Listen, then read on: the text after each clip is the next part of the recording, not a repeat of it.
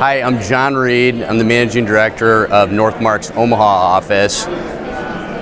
Here's a couple things that borrowers should know from the Mortgage Bankers Association CREF conference. This year looks to be improved on the mortgage market. The fourth quarter last year, there were some real headwinds. Capital markets were tight. Obviously, the 10-year Treasury hit a high at 3.25 back in November. Clearly, with looser Fed policy, that's come down quite a bit, and so we're at 265 now. Cost of funding for agencies also went up in the fourth quarter and has come down as well.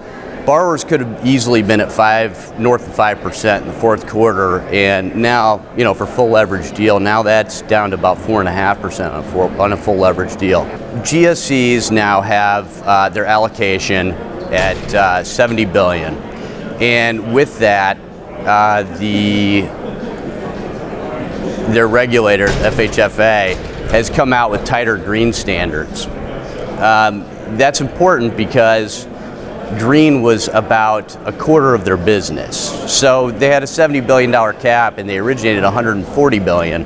So the ability to do green has really been a big deal for the market. The FHFA felt like they could get a little bit more green for their buck and increase the standards so that there's now a 15% requirement on energy that utility savings need to come from energy.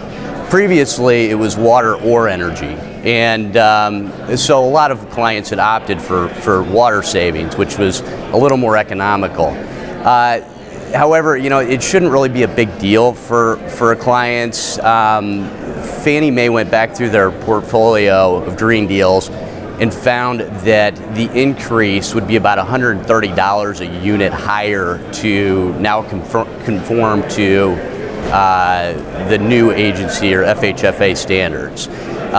So for a 200 unit property, let's say, the cost went up from about $330 a unit to about $460. So that's about a 25% increase. For a 200 unit property, that's about $100,000.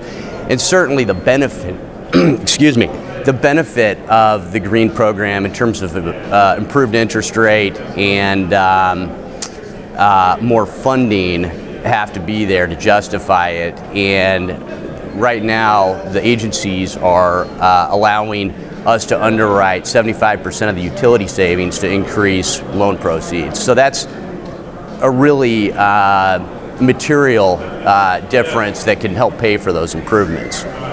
We're in our 10th year of expansion now, and the ability to differentiate yourself in this kind of a market is really important. And so the kind of products that are coming out right now that we see as being really impactful for our clients are, we see value add as being important. Freddie Mac has come out with a program for light value add where clients that are acquiring a property can put $10,000 to $25,000 a unit into the property, and for that we're able to underwrite down to a 115 debt service coverage. So we're able to get clients more proceeds. Fannie Mae has done a great job on pre-stabilized business. They're able to lock rate when a property is at 60% economic occupancy with no closing requirement on occupancy. So for really well-heeled clients, great track record, in a market that's performing really well, that's a great option. So that's another sort of program that lenders have been able to really differentiate themselves. We've seen a lot of growth in alternative types of debt like bridge debt that have increased the capital stack, increased debt portion of the capital stack. We're in the 10th year of our expansion. July, it'll be the longest expansion on record. Values have really shot up, and with that, the need for higher leverage as well, down to 1.0 debt service coverage in some cases. So bridge has really filled a niche there, and the growth of the bridge space has just been tremendous. The agencies have addressed that, particularly Freddie Mac, with a mezz loan of their own that is originated with the first mortgage, and they can get anywhere up to 90% on the capital stack. So I'm in the Omaha market, and I've been asked, how does doing business in Omaha differ from the rest of the country? Northmarq is a national company. I hear a lot about what's going on in other markets, and acquisitions drive a lot of that business. Omaha has just started to see, maybe in the last 20 years, we haven't had very much investment from out of town.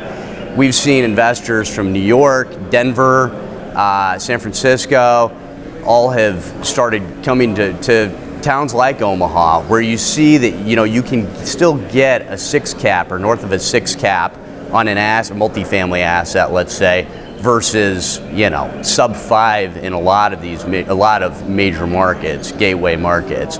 So I think that the market is starting to appreciate some of these secondary markets more so than they have in the past.